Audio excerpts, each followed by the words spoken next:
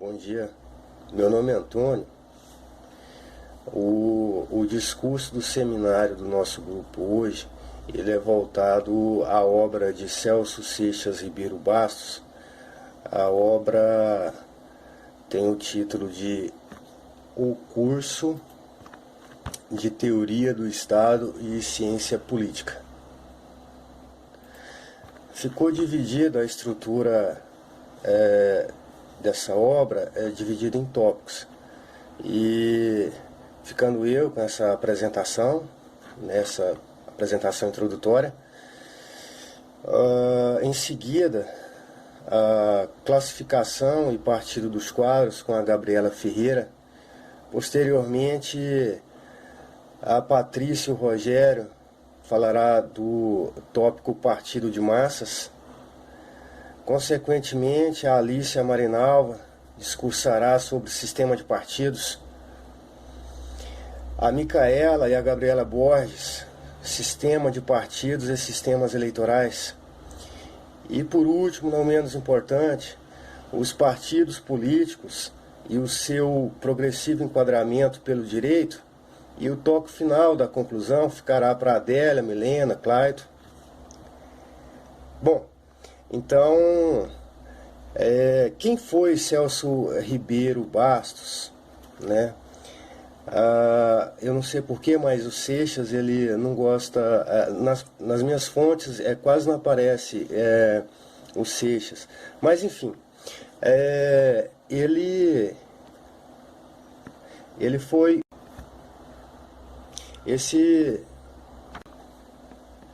um jurista muito respeitado na sua época e inclusive até os dias de hoje, né? Prova disso, estamos estudando a obra dele aí. Ele nasceu em São Paulo, né, em 1938. Na biografia dele, ele foi doutor, livre docente da PUC de São Paulo. Doutor e docente na matéria de Direito Constitucional. Foi professor de Direito Constitucional e Direito às Relações Econômicas e Internacionais do curso de pós-graduação e também responsável pela coordenação do programa de pós-graduação em Direito Constitucional e Direito das Relações Econômicas Internacionais nessa mesma instituição. Interessante, ele estudou 2 anos na França, na Universidade de Paris. Ele foi reconhecido com honrarias pelo o presidente Itamar Franco no ano de 1992. Ele foi condecorado como comendador pelo Conselho da Ordem do Rio Branco. Posteriormente, um outro presidente reconheceu, né, a sua importância, né? Foi já o presidente Fernando Henrique Cardoso. Vou citar aqui algumas das obras que ele deixou para nós, que eu acho de grande relevância, que é o livro Curso de Direito Constitucional, o livro Hermenêutica e Interpretação Constitucional. Esse livro que nós estamos tentando apresentar, que é o curso de Teoria de Estado e Ciência Política, o curso de Direito Administrativo, o curso de Direito Financeiro e Tributário. Enfim, ele deixou um legado imenso aí nessa área de direito tributário, direito constitucional. O Gilmar Mendes, estava lendo a matéria da Conjur, e o Gilmar Mendes, o ministro, ele, quando ele tinha dificuldades, ele pedia conselhos ao Celso Ribeiro Bastos. E ele faleceu, e ele faleceu em 8 de maio de 2003. Ele viveu até os 65 anos. Bom, então é isso aí, né? Vamos às apresentações então. Obrigado. Eu me chamo Gabriela Feira Silva e vou estar apresentando o tópico classificação e partido de quadro. No tópico classificação, fala que sua característica inicial, foi suplantada no decorrer dos tempos por uma diversidade funcional que torna os partidos realidades integrantes do sistema político vigente. Desempenham funções importantíssimas no campo da formação da opinião pública, na seleção de candidatos, no papel de crítica ao governo estabelecido ou na defesa de posições governamentais, na formação de lideranças, assumindo um papel de condutor de comunicação entre governo e povo, nos dois sentidos de direção. Com essas múltiplas funções, o partido assume a afeição de peças estruturais e institucionais do Estado. O sistema partidário vigente tem profundas influências na conformação dos órgãos representativos dos Estados. Cumpre, pois, esse sistema, e impõe uma rápida incursão por uma classificação normalmente aceita dos partidos políticos, entre partido de quadros e partido de massas. O partido de quadro foi o primeiro partido a aparecer, caracteriza por ser composto por figuras políticas importantes. A qualidade dos seus membros procura tornar dispensáveis a quantidade, e a sua estrutura normalmente é fraca. Seus recursos financeiros são dos próprios notáveis que os compõem, e essa estrutura partidária foi a predominante do século passado e até hoje se encontra nos partidos do cunho mais conservador. Olá pessoal, meu nome é Micaela Correia e eu vou estar dando continuidade na fala da minha colega Gabriela Borges, no tópico Sistemas de Partidos e Sistemas Eleitorais. A segunda lei de Duverger diz que o sistema proporcional tende ao multipartidarismo e a dificultar as alianças entre os partidos. O sistema proporcional reflete as diversas variantes das correntes políticas de um país. O sistema majoritário de 2 turnos dita a terceira lei de Duverger, que conduz ao multipartidarismo. O sistema de 2 turnos consiste na maioria absoluta eleita pela população ser o vencedor. Não sendo obtida de primeira, vai para uma segunda, com os 2 mais votados no primeiro. Bom dia a todos, bom dia professor, bom dia alunos, bom dia a cada um. Bem, hoje eu estarei falando um pouco sobre partido de massas, acrescentando o que os meus colegas vêm falando. Os partidos de massas, ele vem a ser o partido que nasce do povo, que nasce das grandes lutas, das grandes massas, diante das dificuldades que a sociedade tem, que ela debate no dia a dia. Basicamente, são problemas sociais que estão diretamente ligados à população. Normalmente, a classe trabalhadora é que todas as discussões dessas dificuldades sociais, elas vão ser dificuldades que vão ser compartilhadas entre diversas pessoas. Um grande número de pessoas, e daí vão acabar formando um grupo grande de pessoas, que são as massas. Vão organizar aí um partido político. 2 grandes exemplos de partidos políticos que surgiu das massas foi o Partido Inglês, que nasceu da classe operária, das grandes dificuldades e das grandes lutas da classe operária que ele vai lutar, que vai debater diversos temas da sua dificuldade do dia a dia.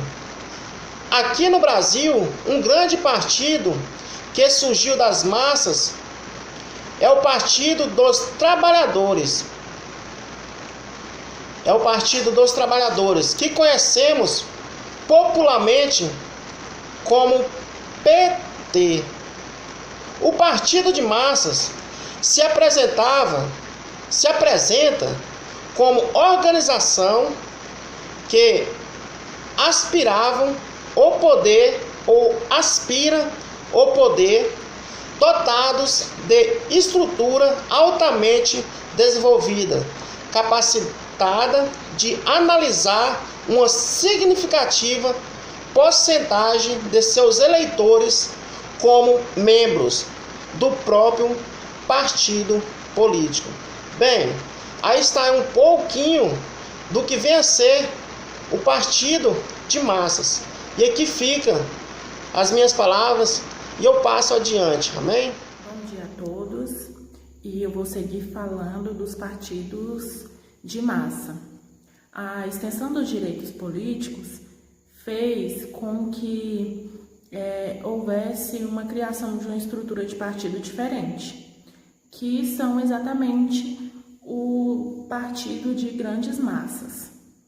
A estrutura desses partidos foi criada basicamente pelos socialistas, ali no início do século XXI. E, posteriormente, elas foram adotadas pelos comunistas e pelos fascistas. Esse partido de massa, ele foi basicamente criado para representar os operários, a classe trabalhadora e as pessoas mais pobres da sociedade, porque até então só existia um representante vamos dizer, da camada mais rica da sociedade, que eram as indústrias e as pessoas mais ricas. E justamente por representar a classe mais pobre, eles não tinham tanto dinheiro para poder desenvolver os seus projetos, enfim. E eles começaram a criar as filiações.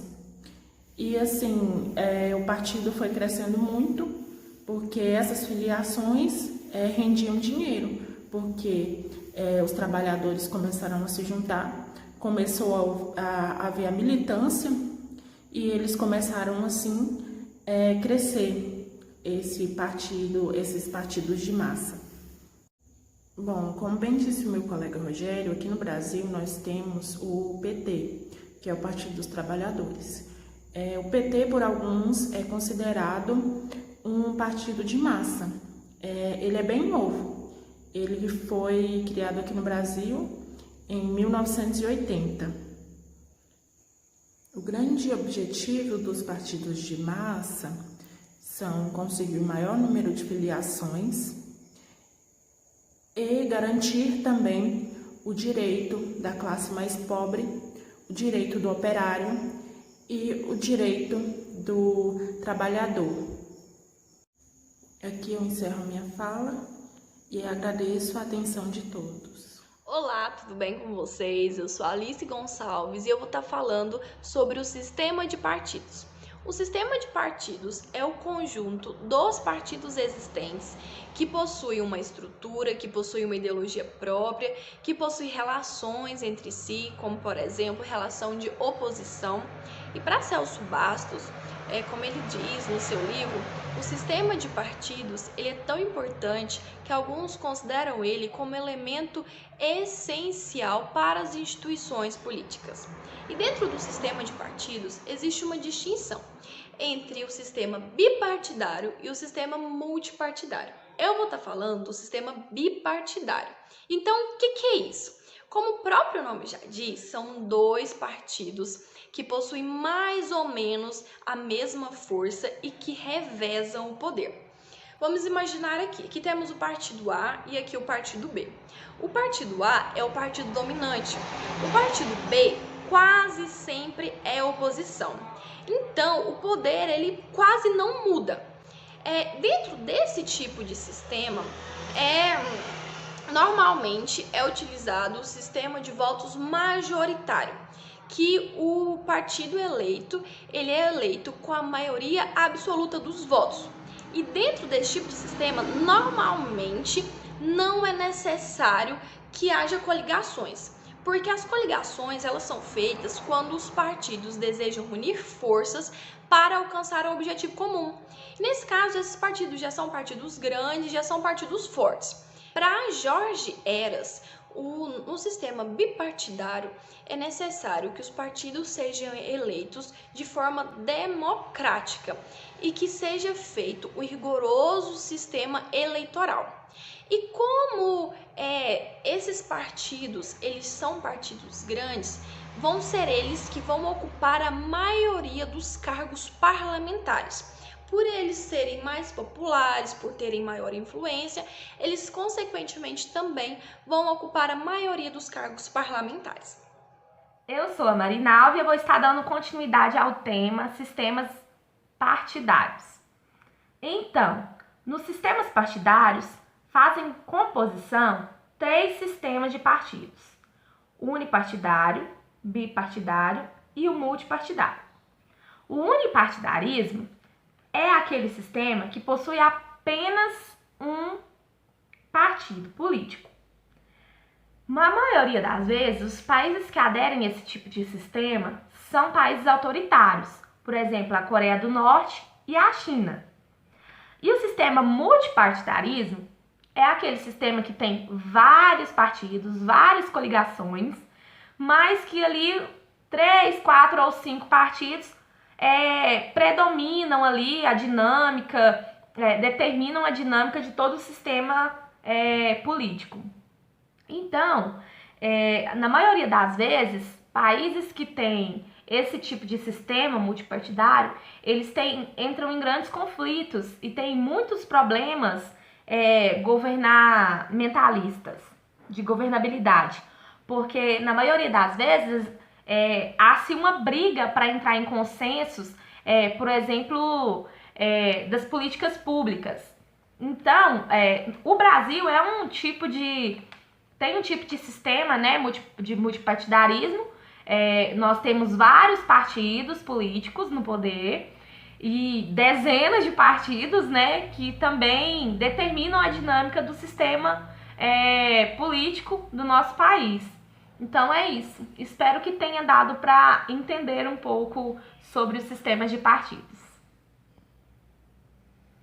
Falaremos agora o subtítulo 6, os sistemas partidários e os sistemas eleitorais. O cientista Maurice Duverger firmou algumas leis tendenciais, correlacionando os sistemas de partido e os sistemas eleitorais. Mesmo que essas práticas não são inflexíveis, não deixam de ser úteis, pois evidenciam uma intenção para que os sistemas partidários tenham uma conformação sobre a função dos sistemas eleitorais. A primeira lei de Duverger se tende ao sistema majoritário de um só turno, tende ao bipartidarismo, ou seja, quando as eleições acontecem em um só turno, em que eventualmente os ganhadores são dos partidos dominantes bipartidários. Então, as eleições majoritárias são através das expressões políticas da maioria, sendo inútil a participação de partidos que não têm a quantidade considerada de eleitores. Desse modo, observando o natural, sairá apenas um vencedor sobre o pleito. Deste modo, acontece de fato que muitas correntes políticas se aliam com os dois partidos relevantes. Olá, bom dia, tudo bem com vocês? Eu sou a Milena e junto com a Adélia vamos falar do tópico os partidos políticos e o seu progressivo enquadramento pelo direito.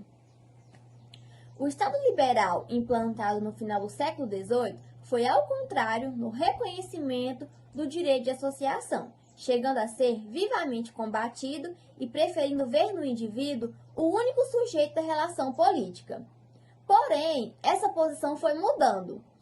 No início, tolerou o direito de associação, desde que ele não fosse para fins políticos, e logo posteriormente aceitou a associação de volta a fim de pontos políticos, onde seria considerada uma pessoa do direito privado. Só que o direito ignorava os fatos, já que na segunda metade do século passado apontavam a existência dos partidos como o responsável da cena política, onde os indivíduos não eram considerados autores exclusivos, Agora, a Adélia dará continuidade ao tópico para que vocês entendam um pouco mais. Bom dia. Dando sequência no assunto dos partidos políticos em busca dos direitos, eu vou falar a respeito de que nos anos finais do século XVIII, a verdade sobre o poder exercido pelos partidos políticos como sujeitos ativos na vida eleitoral e parlamentar, eles foram notados, eles foram constatados. Mas ainda assim, o direito desses partidos que assumiram uma função pública é negado, pois ainda havia o questionamento da possibilidade de que esses partidos pudessem corromper a democracia, no sentido de se interpor entre o indivíduo e o Estado. E até mesmo os próprios partidos, eles não faziam questão de mudar essa situação, como afirma o próprio Bastos no texto. A partir do século XIX, houveram dois fatores que tiveram influência no processo de constitucionalização dos partidos. A diversidade democrática, onde havia o reconhecimento de que vários partidos tinham direito ao exercício do poder político, e também a necessidade de controle da ilegitimidade partindo do ponto de vista democrático de alguns partidos radicais, como os comunistas e os fascistas. A importância crescente dos partidos que assumiram um papel fundamental no papel democrático não poderia deixar de ser notado pelos legisladores, que sofriam pressão pelas atividades eleitorais dos partidos, né? E a legalização e a constitucionalização dos direitos dos partidos supõe uma certeza da participação da sociedade no Estado, do vínculo das normas constitucionais com a realidade social do cidadão. Em outras palavras, a participação do cidadão na vida política do Estado passa a lhe assegurar o direito de exercer a cidadania de forma ativa ou de forma passiva, fazendo parte das decisões políticas tomadas pelo Estado. Olá, bom dia a todos. Eu quero aqui concluir, o trabalho sobre partidos políticos. Eu fiquei com a parte da conclusão. E seguindo a mesma analogia, com semelhança a uma conclusão de dissertação, em que você sempre dá uma breve resumida, aponta alguns pontos para uma melhor, em si, se for uma dissertação argumentativa, eu quero que apenas, como todos os argumentos já foram citados, bem explicados,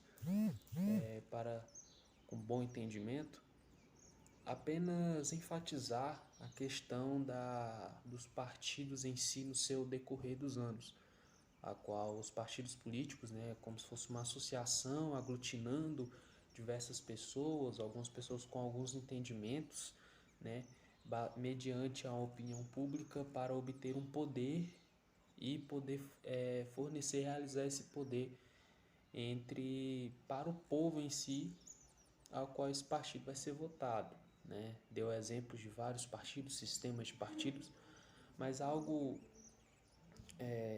trago para os dias de hoje, que nossos dias atuais, o sistema de partidos ele vai se assemelhar com a terceira lei de Duverger, que é a lei, o majoritário, o sistema majoritário, com 2 turnos.